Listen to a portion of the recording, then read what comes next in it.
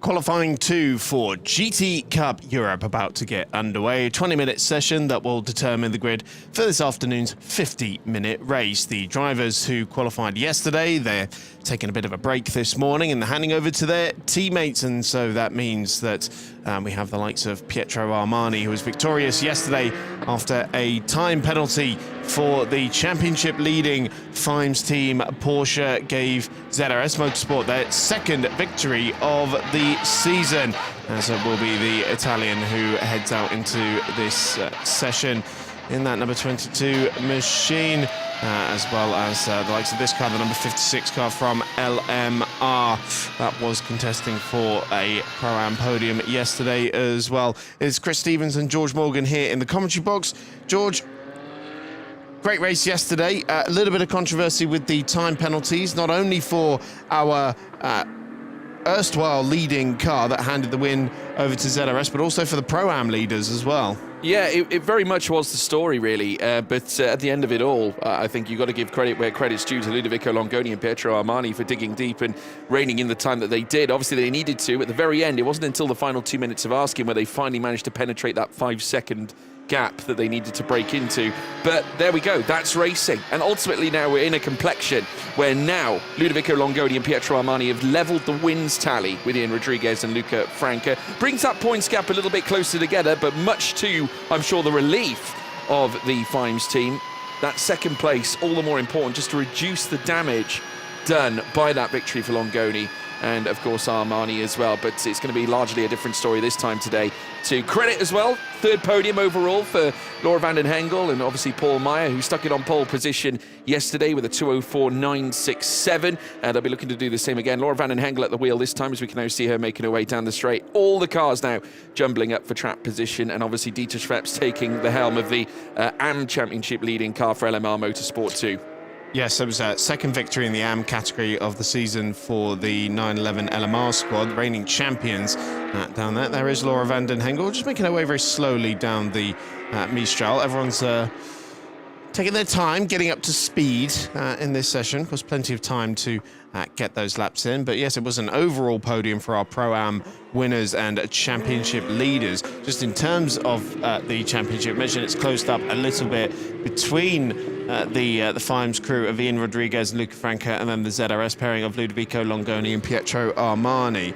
Still a healthy points advantage for that number 91 crew, but when you start to apply the drop scores, because Longoni and Armani have had 2 non-scores so far this season, whereas Ian Rodriguez and Luca Franca, they've scored points in every race so far this year, so they, as it stands, would be dropping more points. When you apply that, it actually closes up to only about 2 points. So as we are now into the second half of the season, still also play for in terms of the overall standings, and dare I say it, there is still a lot to be fought for in Pro-Am as well, despite the impressive win records for Burgers Motorsports, run by the Hans Weiss Motorsports outfit, new team for this year in GT Cup, but there are still some very quick pairings out there.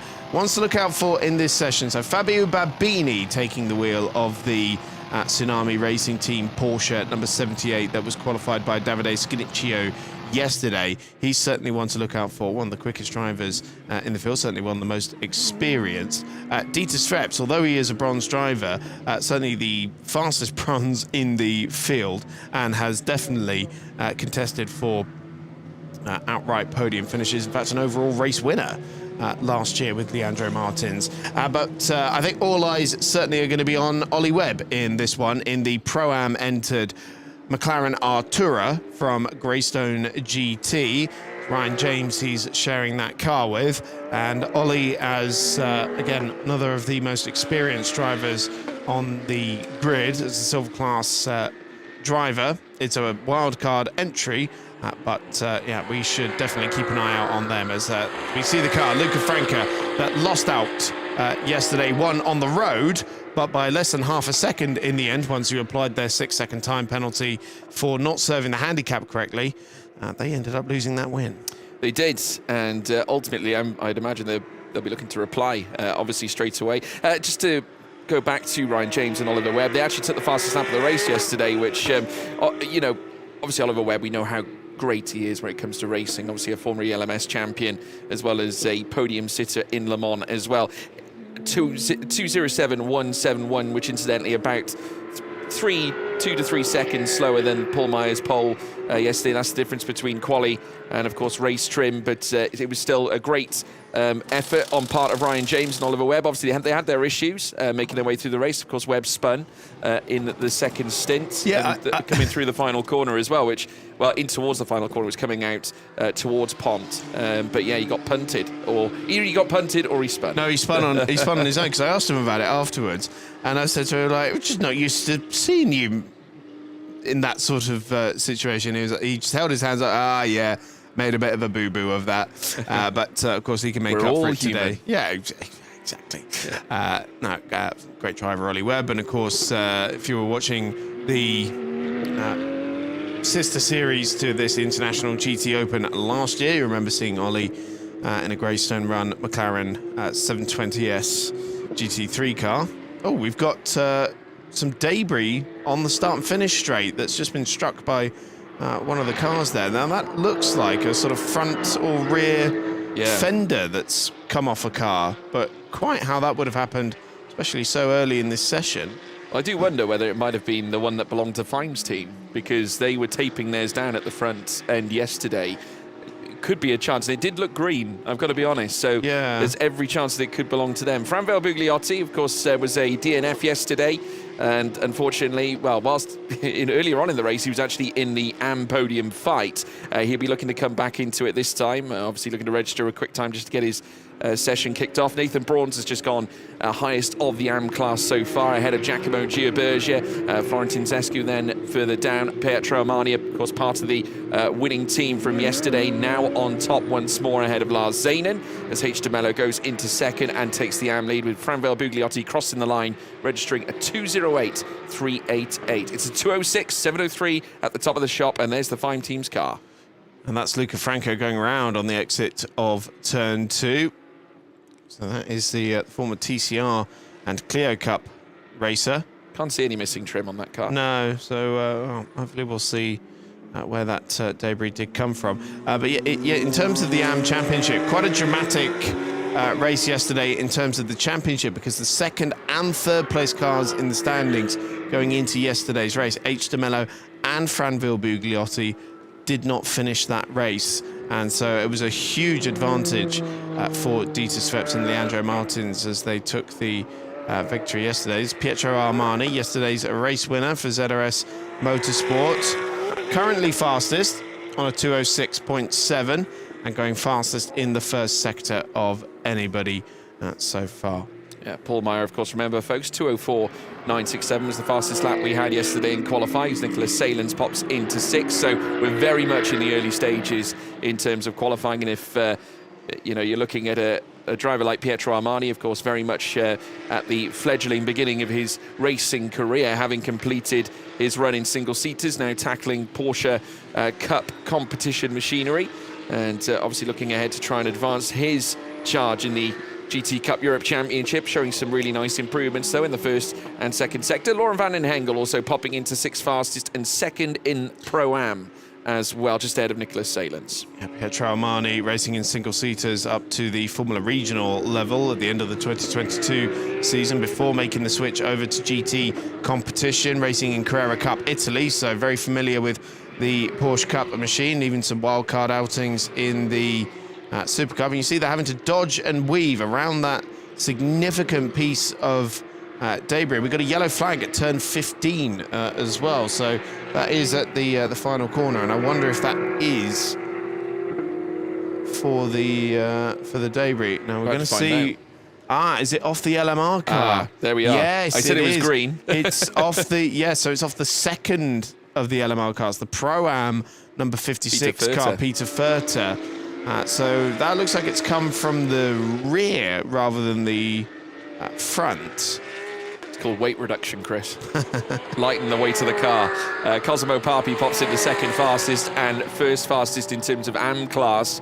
Breaks ahead of Lars Zayner now, so that's 207.361. It is still a 206.310 that holds the fastest time that Pietro Armani's muscled in. But Oliver Webb looking to turn the scale in his favour, of course driving the Greystone GT McLaren Artura Trophy Evo. Of course, we'll be partnered with Ryan James again for race 2. That'll be coming up later on this afternoon. But with Oliver Webb at the wheel, you'd certainly expect him to be operating near the front end, given his nature and very embodiment of his racing career as well. We alluded to the European Le Mans Series Championship back in 2014, not to mention the 24 Hours of Le Mans that same year, finishing third in LMP2, and also racing in the International GT Open last season for Greystone GT. And now coming down towards Pont Corner, here comes the Brit as he now circulates around the final bend now out of turn 15 and up through towards the line. Let's see where Webb can go. Let's see how much of a deficit he can knock off the time, and that is a 2:05.997. We're approximately a second off, just over a second off our top time from yesterday. We've gone full course yellow, so Ollie Webb got that time in just in the nick of time, but we've gone full course yellow to retrieve that bit of debris on the main straight. And so everybody reduced to 80 kilometers an hour, and this is the car, we believe. And yes, look, they're getting that replacement part on there. So it was from the front. Was from the front end. It went underneath the car as they drove down towards turn 1. We just witnessed it coming through, but it did very quickly get, you know, swept underneath, flown out of the back end. Yeah, so it's an element of the front splitter that has come off and actually broken into a few pieces. And I guess what they're waiting for here is a gap in the traffic to send a marshal out there and try and retrieve it. Oh, we've also got one of the bollards down at the Hotel Chicane that's gone for a wander. If you remember yesterday, one of the bollards appeared actually down the Mistral, coming down in towards the chicane yesterday as well. So we had, this is the second occasion where bollards have played a little bit of a cameo role in terms of GT Open as the marshal now retrieves the green piece of trim. Need a firmer grip on that. It did fall out the hand, didn't it? Of course, wonderful opportunity to thank the marshals for their work. It is baking here in the south of France at the moment. We are in the department of Var, just outside of Marseille, and it has been jolly warm this weekend. So big thanks to all the marshals who have been sitting out there and bearing that heat. We hope you are staying shaded and hydrated. Well, one thing we do know when we come to Paul Ricard season in, season out, is that you wouldn't be too amiss in saying that you're going to reach temperatures of nearly 40 degrees over the course of a weekend. We have had that in the past. The last couple of years, yeah. 2022, I remember when, of course, I first started commentating this series. I remember sweating through my kneecaps walking through the pit lane. It is that hot, so you can only imagine what it's like for the drivers. And to allude to a story I mentioned yesterday, Paul Meyer, who of course raced here only a couple of weeks ago in the Creventic series for the 12 Hours of Paul Ricard. He finished the race, to be fair, class podium and everything, but he had near 40-degree conditions. At the same time, bear in mind these drivers have the overalls, the helmet, and of course the headscarf as well, that obviously helps protect them as well, with the helmets on top of it. And then on top of that, his drink wasn't working for the entirety of the race. And the fact that he managed to achieve what he did, truly remarkable. And now back here again, obviously, this time not undertaking qualifying, because his teammate Laura van den Hengel is for Burgers Motorsport. But just goes to show that, you know, these drivers, it's not a walk in the park. It's no picnic when you're in this scenario, when the sun is beating down upon you. And bear in mind, it only magnifies as it comes through the windscreen as well. Yeah, you can generally add about 20 to 30 degrees inside the cockpit as well, especially when you consider you've got a nice hot engine running at about 100 degrees just behind you as well, if you're in the Porsche at the very least. It's a mid-engined McLaren, and of course the mid-engined Super Trofeo. All the cars you see here, all from various one-make competitions around the world, with a balance of performance to equalise the Porsche, the McLaren and the Lamborghini. No Ferraris here this weekend, I'm afraid, and that is because the team that was leading the championship going into this weekend, Mertel Motorsports, having to, well, for the foreseeable future anyway, withdraw from its racing activities owing to some issues with the owners of the Nuremberg-based dealership. As we see Peter Furter here wrestling the car through Labuse. Everybody back up to speed now after that full course yellow. So 5 minutes left in the session. What I noticed was that Dieter Schweppes came out very late in the session, only about halfway through, and then of course he's come out only to be met by a full course yellow. So he's only got about a quarter of the session now actually to try and put in a good time. Yeah.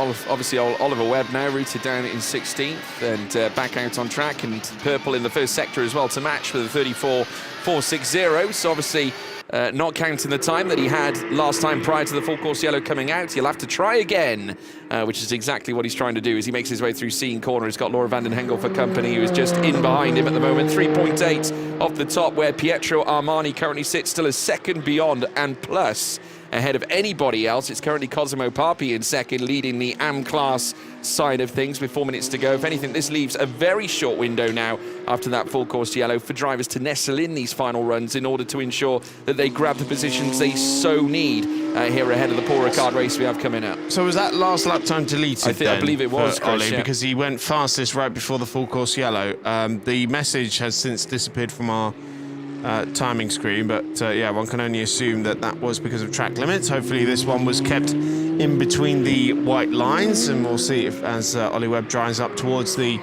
timing line. 206.310 to beat for the Briton, and he goes back into the 205s again. 205.967, just over 0.3 of a second quicker than Pietro Armani, and Dieter Schweppes has been able to bang in his first proper flying lap, and it's straight to provisional and pole. That is precisely a second, exactly a second. It was a 204.967 that took pole with Paul Meyer yesterday. It's now a 205.967 for Ollie Webb here now, so needs to try and find a second out on this course to ideally confirm his placement. Not that it really necessarily matters right now, but obviously it would make assurances for him, certainly trying to land a pole position time, and indeed he has gone purple in the first sector again. 19 thousandths improvement coming out of sector 1 at 34.441. He currently holds the top time now, with the gap extending to just under a half tenths, with Armani sat in second. Schweppes now leading the AM class, obviously ahead of Cosimo Papi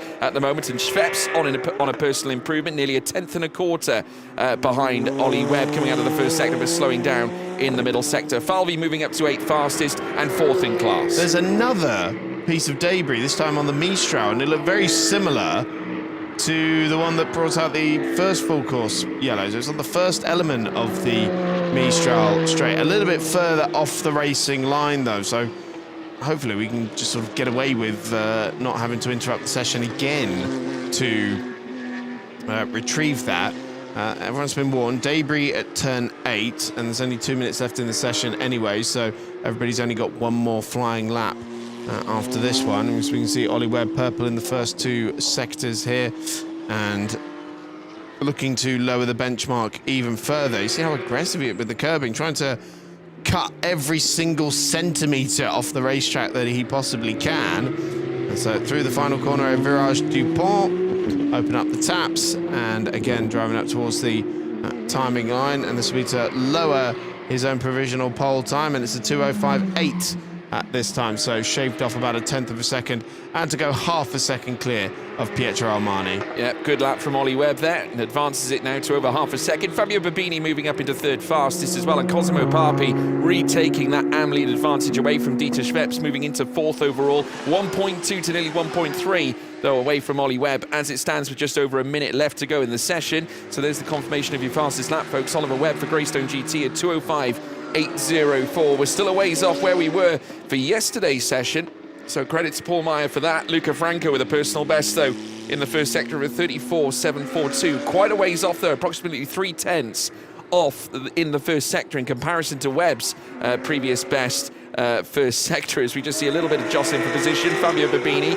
who currently sits 3rd fastest, just jumbling up with the number 11 belonging to Nicholas Salins, who's down in 13th at the moment, obviously on the tail of Laura van den Hengel. Van den Hengel not having a bad quali either, currently sat P3 in class, which will obviously help her during the race as long as she can muster in something else. She's still out on track, she could yet improve. As I look at my timing screen, not an improvement in the first sector right now, but we'll wait and see. Obviously it's 20 seconds left. This is essentially the final runs of asking.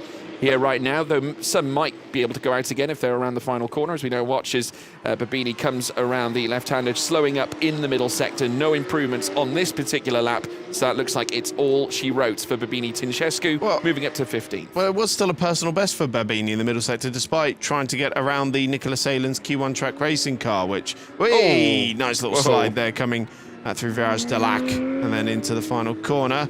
But it might not be an improvement overall for Fabio Babini, so it could be just third for the Italian.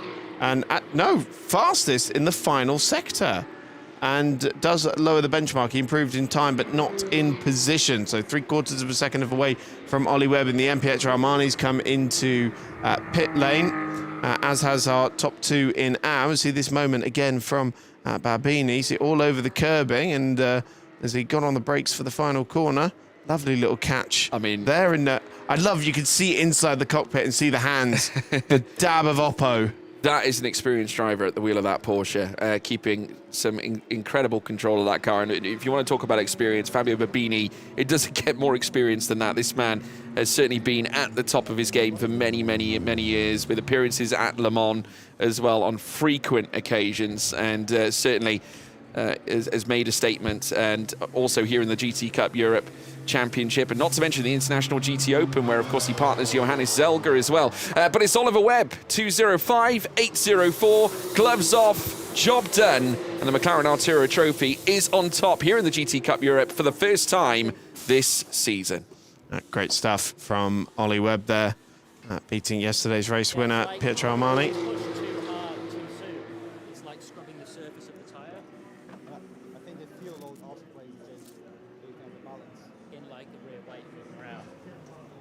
The first time we run that low.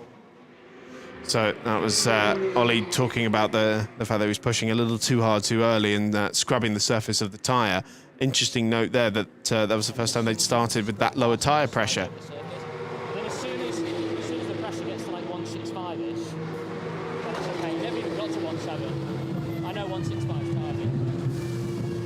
When it was at like 145, 1.5, that'll make sense for the low pressure. I might be giving away some insider secrets there, but it is pole position for Ollie Webb in the Greystone GT McLaren Artura, and Pietro Armani will start on the front row of the grid in the ZRS Motorsport Porsche, then Fabio Babini in the Tsunami Racing Team Porsche. It's Cosimo Papi on pole position in the AM category for Ebby Motors. He beats Dieter Streps to that honour. Then it's Lars Zanen for Q1 Track Racing, H. De Mello for GDL, Luca Franca for Fimes Team, Jamie William Falvey in the Lamborghini Super Trofeo from SVC, and then Franville Bugliotti completing the top 10 for GDL. Further down, we have Nathan Brawns in another of the Q1 track racing cars in 11th, Luca Maria Attianesi, Laura van den Hengel in the Hans Weiss Motorsport number 7, Nicolas Salens in another of the Q1 track racing cars, Giacomo Giubergia for GDL, Florentin Jeskill, Peter Furter, Luigi Pironi and Todd Souza completing the order. So Ollie back into the Greystone garage. They've got a slight advantage in the fact that they can share it with their GT3 car. But that's all for qualifying. Join us for the race later on this afternoon.